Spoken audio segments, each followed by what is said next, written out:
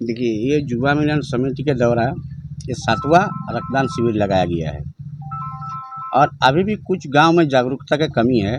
Raghav sir बोले ठीक है, अभी गांव में आ रहा है, लेकिन अभी भी कुछ जागरूकता की कमी है।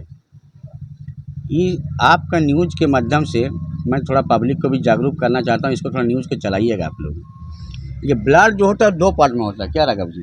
एक प्लाज्मा हो गया, एक कार्पोस्कल जिसको रुधिराणु बोलते हैं।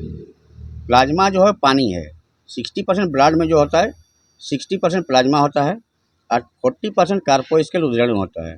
अब 40% में आरबीसी, डब्ल्यूबीसी और प्लेटलेट रहता है। वो हर चीज़ का लाइफ है।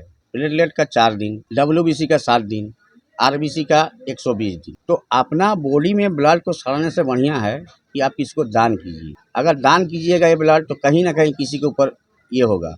और हम लोग ब्लड बैंक एमजीएम को इसलिए बुलाते हैं, इससे हम लोग का पुराना नाता है, क्योंकि लगभग 7 बार में हम लोग लगभग 5 बार बुला चुके हैं एमजीएम को ही। इसमें क्या है, देखा गया कि अगर हम लोग दूसरा किसी को बुलाते हैं तो उसमें लगता है लगभग 1250 रुपये प्रोसेसिंग चार्ज लगता है। लेकिन एमजीएम का ब्लड में क्या होता है कि आपको प्रोसेसिंग शुल्क निःशुल्क लगता है। पहले एमजीएम में होलसेल ब्लड मिलता था, पैक सेल नहीं मिलता था। अब एमजीएम में सब व्यवस्था आ चुका है, होलसेल भी आ गया है, पैक सेल भी आ गया है, प्लाज्मा भी आ गया, प्लेटलेट भी आ गया है। इसीलिए हम लोग गवर्नमेंट संस्था को ज़्यादा प्रीफर करते हैं। अगर कहीं कोई संस्था का दिक्कत होता है कि भाई यहाँ ब्लड डोनेट किए हैं और उस संस्था को नहीं मान रहा कोई संस्था, कोई हॉस्पिटल, तो हम लोग उसके लिए डोनर अवेलेबल रहता है। यहाँ से हम लोग जाके उसको डोनेट करते हैं और उसको ब्लड प्रोवाइड कराते हैं। और जैसे राघव जी लोग 2 बार, तो अगला बार हम लोग फिक्स कर लिए हैं नवंबर का 16 तारीख 2025 का नवंबर का 16 तारीख को नेक्स्ट ब्लड बैंक यहाँ पर ऑर्गेनाइज होगा ब्लड कैंप का, और एमजीएम के माध्यम से होगा।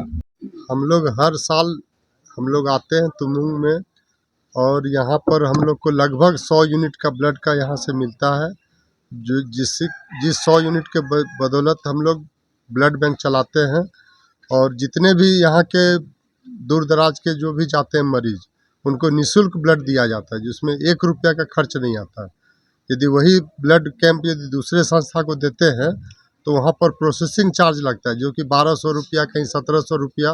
लेकिन एमजीएम जो है वो निःशुल्क है और सरकार के द्वारा है, मतलब आम पब्लिक का वो ब्लड बैंक है। तो यदि वहाँ पर ब्लड हर साल 100 यूनिट आता है तो कम से कम 100 आदमी का तो जान बचा सकते हैं हम लोग। तो इसलिए हम लोग कोशिश करेंगे कि ये कैंप एक बार नहीं करके साल में 2 बार कैंप हो, जिसमें कि ज़्यादा से ज़्यादा हम लोग को मिल पाए ब्लड। सर, ग्रामीण क्षेत्र में अक्सर देखा जाता है कि लोग ब्लड देने से डरते हैं, ऐसा बहुत कुछ भ्रमक फैला हुआ है, इस पर क्या कुछ है? नहीं, अब पहला वाला बात नहीं रहा, अब है कि जागरूक हो चुके हैं। यहाँ ग्रामीण क्षेत्र में जागरूकता कार्यक्रम चला है और अब डरते नहीं हैं। पहले शुरू में डरते थे, लेकिन जो एक बार दे दिए उनका डर निकल जाता है। जो कि हर साल वो कोशिश करते हैं कि हम जितना भी कैंप लगे उसमें हम आके बढ़ चढ़ के ब्लड दें, क्योंकि उनका मन में यही रहता है कि हमारे ब्लड से किसी का जान बचेगा।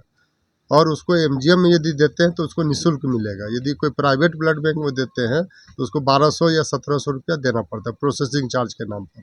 लेकिन एमजीएम में निःशुल्क है, और हम लोग कोशिश करते हैं कि ज़्यादा से ज़्यादा ब्लड हम लोग को मिले और ज़्यादा से ज़्यादा का हम लोग जान बचा पाएँ। पहले तो हम पूरा धन्यवाद करना चाहेंगे युवा जो सोसाइटी है और जो लोग इतना आगे बढ़ कर के अपना रक्तदान किए। दूसरा ये कि रक्तदान करने से क्या होता है कि खुद को भी फ़ायदा होता है। जो लोग दे रहे हैं ब्लड, पहला तो उनको सबसे बड़ी खुशी होती है कि वो किसी के काम आए, किसी का जान बचाए। दूसरा, उनके बॉडी में भी फ़ायदा होता है, जैसे उनको सिरोसिस, कैंसर, ये सब बीमारियों से भी उनको प्रोटेक्शन मिलता है। और जैसा कि वो बोले, सब जानते हैं 120 दिन में ऐसे भी ब्लड आरबीसी जो है वो ख़त्म हो जाएगा। तो ब्लड देने से क्या होता है, बोन मैरो में स्टिमुलेशन होता है, तो वो ब्रेन से सिग्नल मिलता है कि ब्लड और बनाइए, तो और जो प्रोडक्शन होता है आरबीसी का वो बढ़ जाता है। इसलिए रेगुलर ब्लड देने से जो व्यक्ति दे रहा है उसको भी बहुत सारे फ़ायदे हैं। बहुत सारे महिलाओं को भी आज देखा गया कि आज रक्तदान करते हुए देखा गया, क्या कुछ सुझाव देना चाहेंगे ताकि और भी महिलाएं बढ़ हाँ, चढ़कर हिस्सा लें? महिलाओं के लिए यही है कि वो अपना हीमोग्लोबिन ठीक से मेंटेन करें। अगर हम लोग हीमोग्लोबिन अगर 12.5 के ऊपर होता है तभी ले सकते हैं, और वेट थोड़ा 45 के ऊपर होना चाहिए। तो अगर उनका खान पान ठीक से रहेगा, ज़्यादातर घरों में क्या होता है, महिलाएं अपनी हेल्थ की तरफ सजग नहीं रहती, वो केयरलेस होती हैं। तो अगर अपना खान पान में मेंटेन करेंगी अच्छे से, आयरन का सप्लीमेंट्स लेंगी, तो वो भी बढ़ चढ़ के दे सकती हैं।